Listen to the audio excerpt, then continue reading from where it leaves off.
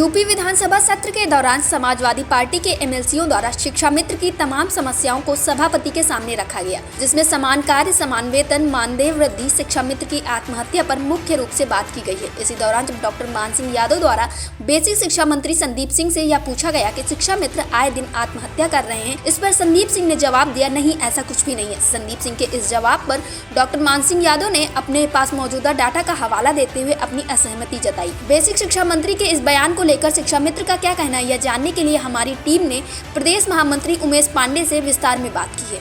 विधान परिषद में शिक्षा मित्रों की समस्याओं पर लगातार चर्चा हो रही है, इस पर आप क्या कहना चाहेंगे? हाँ, विधान परिषद और विधानसभा दोनों सदनों में हम लोगों की चर्चा हो रही है। उसके लिए मैं सरकार को और जो चर्चा करते हैं सभी लोगों को धन्यवाद देते हैं कि इस उत्तर प्रदेश का जो दबा कुचला जो शिक्षा मित्र, इस लोकतंत्र में हमसे गरीब कोई वही कर्मचारी नहीं होगा जिसको जो है 10,000 रुपये वो भी 11 महीने का मिलता है, 12वें महीने के लिए वो आसमान में तारे गिनता है। उसकी चर्चा हो रही है, मैं उसके लिए सभी को धन्यवाद देता हूं और ये आशा करते हैं कि चर्चा तो हो रही है, चर्चा तो हमेशा होती है, लेकिन चर्चा हो और हम लोगों का समाधान हो, इसकी में हमारा पूरा संगठन, हमारे 1.5 लाख शिक्षा मित्र परिवार इसका आशा करते हैं और विश्वास भी है कि इस बार शायद हम लोगों की किस्मत चमक जाए। जी। संदीप सिंह ने एक बयान दिया, उसमें उन्होंने कहा कि एक भी शिक्षा मित्र ने परेशान होकर आत्महत्या नहीं की है। इस बात में कितनी सच्चाई है? क्या अभी तक एक भी शिक्षा मित्र ने आत्महत्या नहीं की है? नहीं, ये बात गलत है। हमारे बहुत से ऐसे शिक्षा मित्र हैं जो आर्थिक तंगी को लेकर के, बीमारी लंबी चूंकि हम लोगों की उम्र 45 प्लस हो रही है, लंबी बीमारियां हुई हैं और इन सब लोग करके जो है उनकी और आगे जो तमाम समस्याएं हैं कि बच्चों की अब शादियां होनी है, परिवार में पत्नी भी बीमार होती है, स्वयं को भी बीमार होना है, माँ बाप भी हैं और बच्चे चूंकि अब बड़े क्लासों में आ गए हैं। तो अभी तक तो हम लोग कक्षा 1 से 8 तक अपने विद्यालय में ही बच्चों को पढ़ा लेते थे, लेकिन अब बच्चे हाई स्कूल, इंटर और तमाम से नए कोर्स करने के लिए तैयार हो रहे हैं। तो इनको लेकर के शिक्षा मित्र, हमारे ज्यादातर शिक्षा मित्र भाई बहुत ही कंफ्यूज में रहते हैं और हमेशा टेंशन में रहते हैं। मैं स्वयं टेंशन में रहता हूं, तो उसको लेकर के कई ऐसे शिक्षा मित्र भाई हैं जिन्होंने इस आत्मघाती कदम उठाया है। मैं एक बात आपके चैनल के माध्यम से अपने सभी शिक्षा मित्र साथियों से एक निवेदन भी करना चाहते हैं कि आत्महत्या किसी समस्या का हल नहीं होता है। समस्या आती है, उससे डट के मुकाबला करना चाहिए। इस तरह के कोई भी आप लोग कार्य ना करें और संगठन आपके साथ हमेशा लगा है। हाँ, और सरकार भी आपके बारे में सोचने जा रही है, इसलिए आप इस तरह का कोई भी कार्य ना करें जिससे आपका परिवार, आपके बच्चे आपसे बिछड़े। जी, संदीप सिंह ने यह भी कहा है कि शिक्षा मित्रों का मानदेय 3500 से 10,000 कर दिया गया। तो क्या जो 10,000 रुपए मानदेय 11 महीने के लिए मिलता है, वो शिक्षा मित्रों को समय पे मिलता है और लगातार मिल रहा है उनको? ये बात तो गलत है। 40,000 से 10,000 पे किया गया।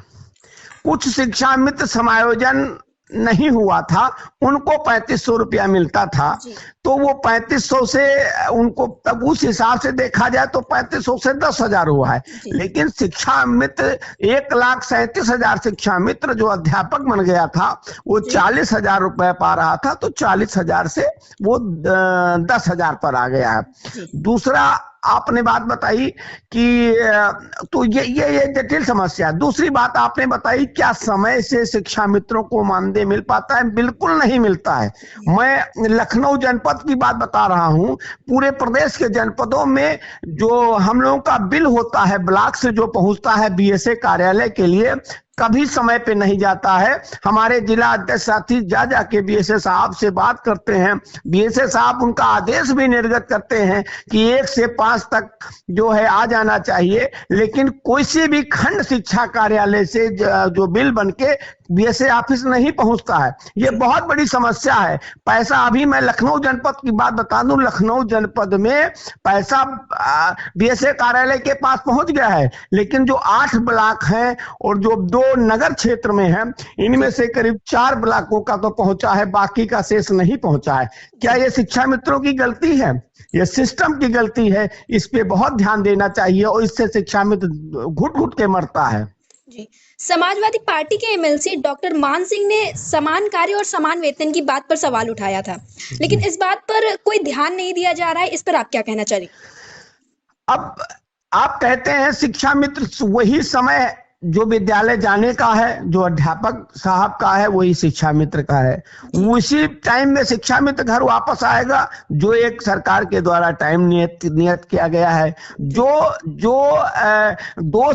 विद्यालय में अगर अनुपस्थित शिक्षा मित्र मिलता है तो वही 2 शिक्षा मित्र के लिए मिलता है जो अध्यापक के लिए है। वही कार्य शिक्षा मित्र करता है जो अध्यापक करता है। पोलियो पिलाता है, पोलियो शिक्षा मित्र करता है। निर्वाचन कार्य शिक्षा मित्र करता है। घर घर में गांव के अंदर कोई भी, चाहे टीकाकरण हो, चाहे अन्य जितने भी कार्यक्रम, अगर सरकार के द्वारा जो भी दिशा निर्देश दिया जाता है, शिक्षा मित्र हमारा काम करता है। विद्यालय में उतने ही घंटे शिक्षा मित्र पढ़ाता है जितने घंटे हमारे अध्यापक भाई पढ़ाते हैं, और पैसा देने के लिए होता है कि इनके में तो ये कहाँ का नियम है? जबकि ये रूल भी है, समान कार्य का समान वेतन दिया जाना चाहिए। तो अगर समान कार्य का समान वेतन नहीं दिया जा रहा है तो काम में भी हम कटौती कराई जाए, शिक्षा मित्र का काम कम लिया जाए। जी जी। और मैं एक आपके चैनल के माध्यम से ये भी मैं आपको चैलेंज करता हूं कि ये विद्यालयों की जो है जांच करा ली जाए। सुबह की जो प्रार्थना होती है उसमें जितना शिक्षा मित्र, अगर विद्यालय में 2 शिक्षा मित्र है, दोनों शिक्षा मित्र उपस्थित होकर प्रार्थना कराता है, ये भी सत्यता, इसकी जांच करा ली जाए। हाँ, फिर भी समान कार्य का समान वेतन नहीं दिया जाता है। चलिए कोई बात नहीं है, चलिए कुछ दिक्कतें अगर आ रही हैं तो समान कार्य का समान वेतन नहीं दिया जा रहा है, उसमें अगर दिक्कतें आ रही हैं तो इतना जरूर दे दिया जाए।